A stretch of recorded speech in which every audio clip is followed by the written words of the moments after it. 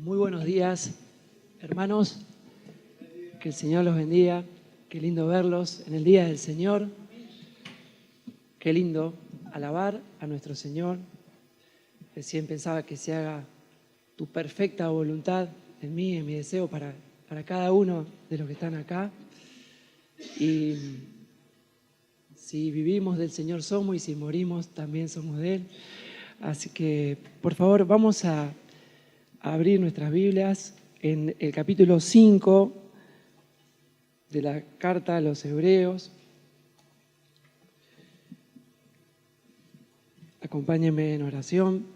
Señor, te damos muchas gracias por este tu día en el cual tu pueblo se reúne a exaltar tu nombre, a alabarte, a darte gracias por quien tú eres, por lo que tú has hecho en la cruz del Calvario a nuestro favor. Te doy gracias, te pido que los hermanos que no han podido venir puedan estar siguiendo esta transmisión. También te pedimos por los hermanos que por situaciones extremas no pueden estar, o por enfermedad, o por estar privados de su libertad, o tantas causas que quisieran estar aquí, y nosotros tenemos este privilegio y debemos, Señor, honrarte. Te damos gracias por tu palabra. Guíanos, Señor, danos luz, entendimiento para este capítulo 5 de esta carta de Hebreos, en el nombre de tu Hijo Jesús. Amén. Dice la palabra del Señor: porque todo sumo sacerdote tomado de entre los hombres es constituido a favor de los hombres en lo que a Dios se refiere, para que presente ofrendas y sacrificios por los pecados, para que se muestre paciente por los ignorantes y extraviados, puesto que Él también está rodeado de debilidad. Y por causa de ella debe ofrecer por los pecados, tanto por sí mismo como también por el pueblo. Y nadie toma para sí esta honra, sino el que es llamado por Dios, como lo fue Aarón. Así tampoco Cristo se glorificó a sí mismo, haciéndose sumo sacerdote, sino el que le dijo: tú eres mi hijo, yo te he engendrado hoy. Como también dice en otro lugar: tú eres sacerdote para siempre, según el orden de Melquisedec. Y Cristo, en los días de su carne, ofreciendo ruegos y súplicas con gran clamor y lágrimas al que le podía librar de la muerte, fue oído a causa de su temor reverente. Y aunque era hijo, por lo que padeció, aprendió la obediencia. Y habiendo sido perfeccionado, vino a ser autor de eterna salvación para todos los que le obedecen. Y fue declarado por Dios sumo sacerdote según el orden de Melquisedec. Acerca de esto tenemos mucho que decir y difícil de explicar, por cuanto os habéis hecho tardos para oír, porque debiendo ser ya maestros después de tanto tiempo, tenéis necesidad de que se os vuelva a enseñar cuáles son los primeros rudimentos de las palabras de Dios, y habéis llegado a ser tales que tenéis necesidad de leche y no de alimento sólido. Y todo aquel que participa de la leche es inexperto en la palabra de justicia, porque es niño. Pero el alimento sólido es para los que han alcanzado madurez, para los que por el uso tienen los sentidos ejercitados en el discernimiento del bien y del mal. Amén. Cristo, nuestro sumo sacerdote perfecto, tiene por nombre esta pequeña meditación. Y este capítulo 5 de Hebreos nos lleva a contemplar a Jesucristo en su gloriosa y única función, sumo sacerdote eterno, plenamente apto para presentarnos delante de Dios y para socorrernos en nuestras debilidades. Y acá el autor, fíjense que empieza recordándonos qué es un sumo sacerdote humano, uno tomado de entre los hombres, constituido a favor de los hombres en lo que a Dios se refiere, nos dice en el versículo 1. ¿Se acuerdan? Los profetas hablaban de parte de Dios para el pueblo, y el sumo sacerdote hacía la tarea inversa, intercedía por los pecados de los hombres. Su tarea es interceder, ofrecer sacrificios y tratar con paciencia, dice, a los ignorantes y extraviados, porque él mismo está rodeado de debilidad, dice el versículo 2. Pero aquí ya se insinúa una limitación. El sacerdote terrenal necesita ofrecer sacrificios por sus propios pecados antes de hacerlo por los del pueblo. Perdón. Y entonces el texto ahí nos apunta directamente a Cristo. Y Cristo no se glorificó a sí mismo. Jesús no se arrogó él el sacerdocio. Fue un acto, tampoco fue, digamos, un acto como de ambición ni de autoexaltarse. Fue el Padre quien lo constituyó diciendo, ¿recuerdan el Salmo 2?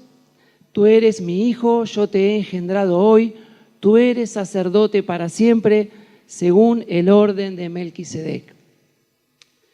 Bueno, acá nos vamos a detener un poquitito. Melquisedec es un tipo de Cristo. Todavía no estaba la ley cuando tenemos que ir a Génesis 14, donde vemos cómo Abraham dejó los diezmos ante él.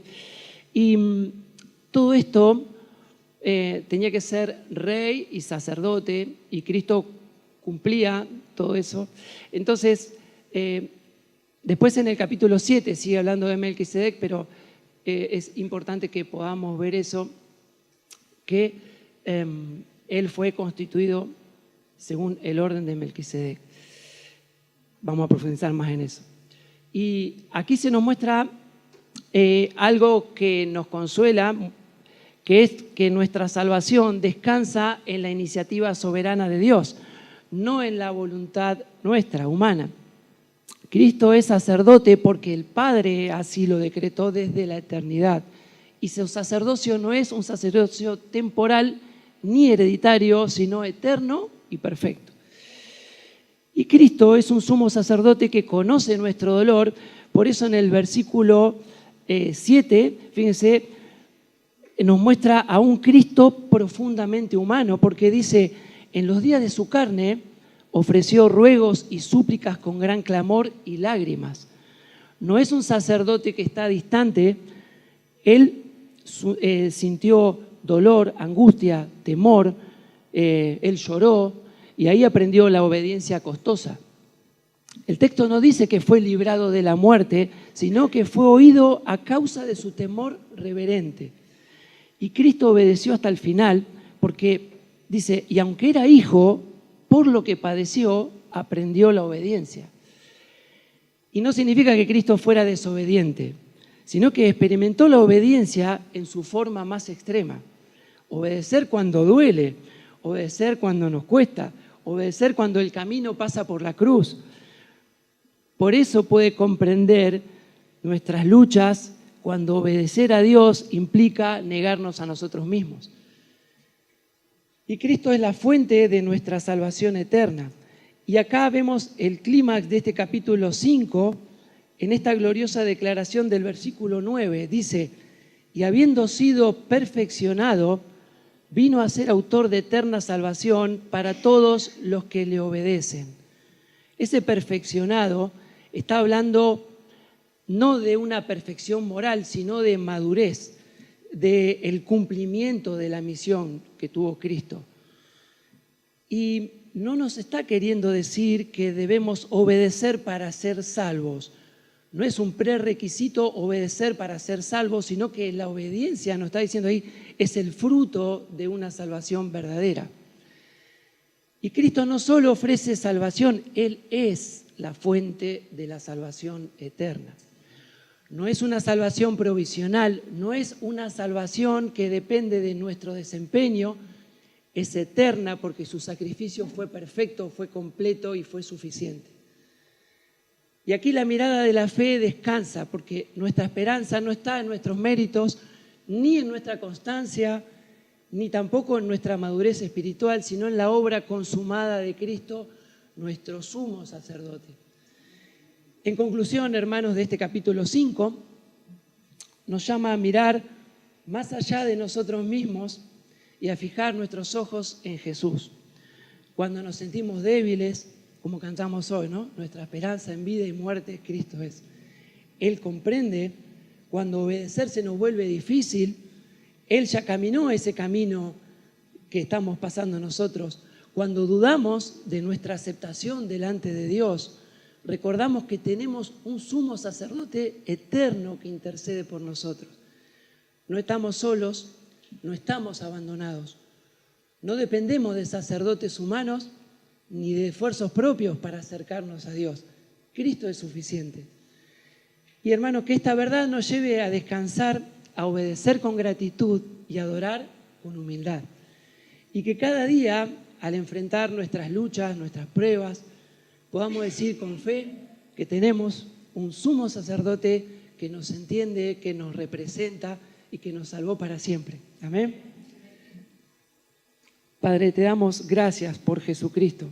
Gracias por este sumo sacerdote que nos has dado, Señor, que Él lloró, Él vivió y Él se compadece de nosotros porque tú, Padre, lo creaste a los hombres a tu imagen y semejanza y no podemos entender el amor, tu amor, el amor de Cristo, Señor.